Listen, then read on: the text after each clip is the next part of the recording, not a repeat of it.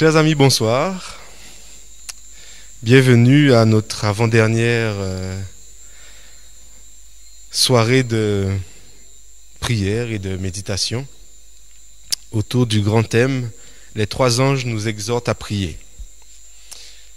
Ce soir, le titre de notre temps de méditation est « La marque de la bête et la prière ».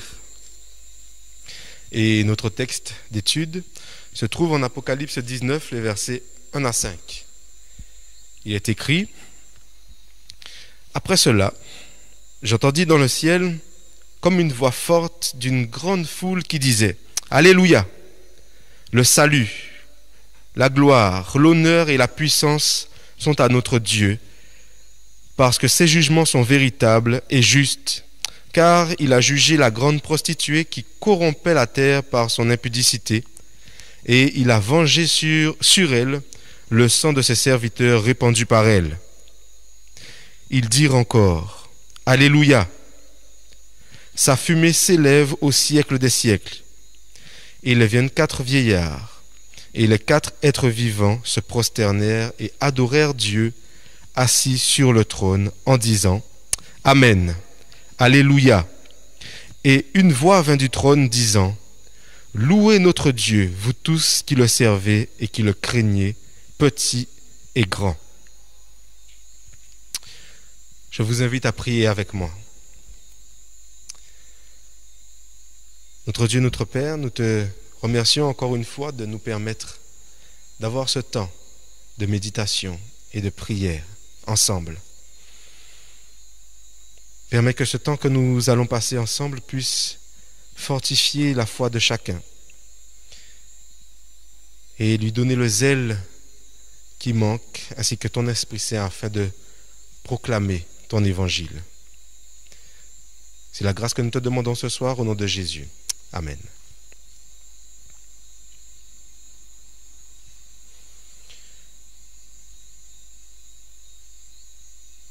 Le troisième et dernier message des 3 anges est l'un des avertissements les plus solennels des Saintes Écritures. C'est un message que beaucoup voudraient ignorer, mais il révèle des vérités qui changent la vie, qui répondent à nos besoins les plus profonds et nous rapprochent de Jésus. L'apôtre Jean écrit en Apocalypse 14, les versets 9 et 10, « Un troisième ange les suivit, en disant d'une voix forte: Si quelqu'un adore la bête et son image, et reçoit sa marque sur le front ou sur la main, il boira aussi du vin de la colère de Dieu, versé à pleine puissance dans la coupe de sa fureur. Il sera tourmenté dans le feu et le soufre, en présence des saints anges et en présence de l'agneau. »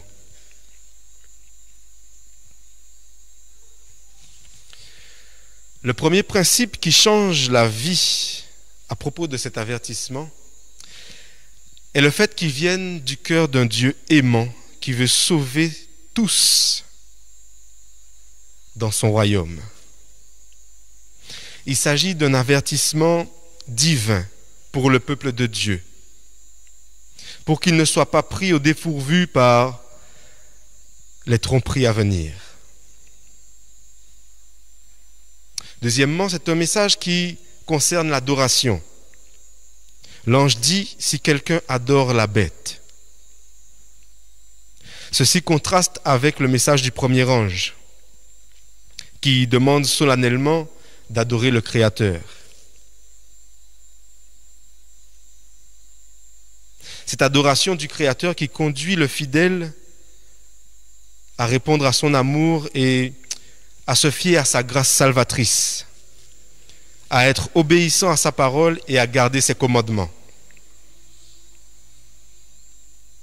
Au contraire, adorer la bête pousse à vivre une vie égocentrique, indépendante de Dieu, en désobéissant à ses commandements.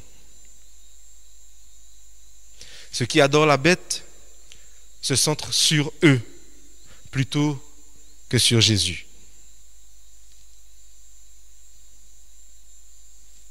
Le message du troisième ange parle d'un temps à venir où l'Église et l'État s'uniront sous l'autorité de la papauté pour imposer le culte le premier jour de la semaine. Le dernier message des trois anges est un appel. Un appel à une prière sérieuse et sincère.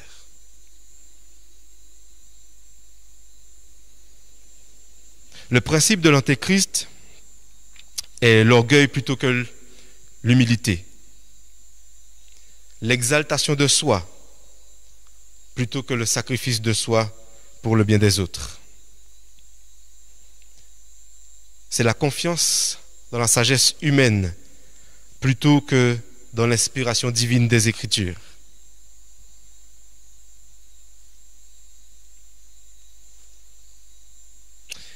Et quelle est la solution à ces principes mauvais qui habitent la nature humaine? La seule solution, c'est Jésus. Sa grâce, sa puissance, son amour qui remplit nos cœurs et nos vies. Si notre engagement envers lui, si notre engagement envers le Christ est plus puissant que les attraits du monde, nous ne serons pas dominés par les principes de la bête et nous n'accepterons pas sa marque.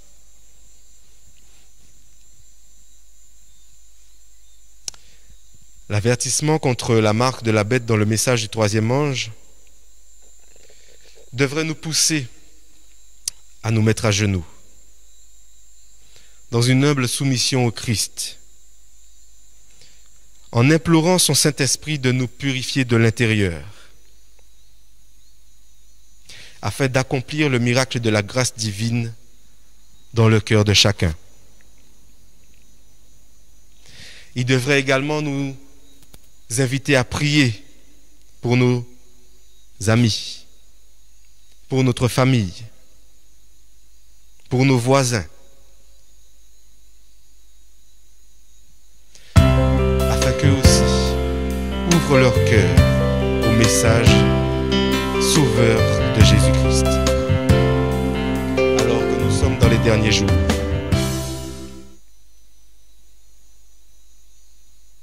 Ce message devrait nous motiver à attendre avec impatience le jour où nous pourrons nous réjouir avec le Christ autour de son trône pour toujours.